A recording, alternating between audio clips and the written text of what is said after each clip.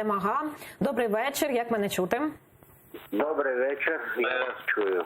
А от Володимир Зеленський каже про якісь альтернативні можливості формату щодо переговорів щодо Криму. Чи вам про це щось відомо, щось про це чули? І яка ваша взагалі думка щодо якихось альтернативних майданчиків? Так, я слышал такую позицию, что там с Америкой научиться и Америку, але вопросы Крыма нельзя вот в отрыве от той ситуации, которая у нас в Украине вот рассматривается. Поэтому, чтобы не получилось, как в прошлый раз, когда Трамп сказал ему, президенту, ответил, что вы там с Путиным сами как-нибудь разберетесь, нужно комплексно решать, вот отдавать жесткие ответы на те вызовы, которые сейчас стоят перед страной. Например, в газовом вопросе. Газовый вопрос напрямую связан с ситуацией в Крыму. И также с ситуацией на Востоке.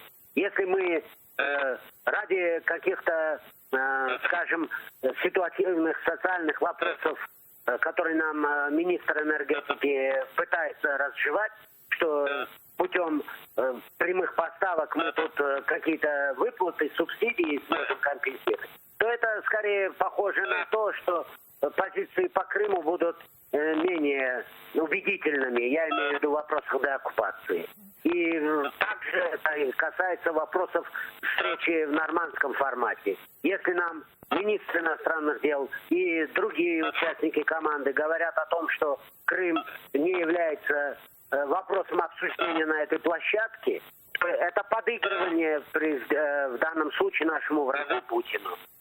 То есть и вот ответ на те выпады, которые там Лавров делает по отношению к Крыму. Например, Володин, а МЗС у нас молчит, офис президента молчит, и президент сам молчит. То есть я не вижу таким образом президент, делая такие заявления, чем он их подкрепляет.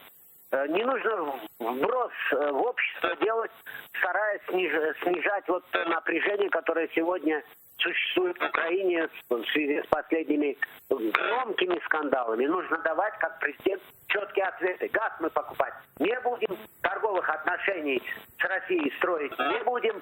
Мы знаем и умеем, у нас есть сила ответить России на ее вызовы. Мы будем свои территории освобождать, а не ждать, когда они вернутся. То есть риторика должна идти, Дякую. Ахтем Чийгоз, народний депутат від фракції «Європейська солідарність», був із нами наживо. От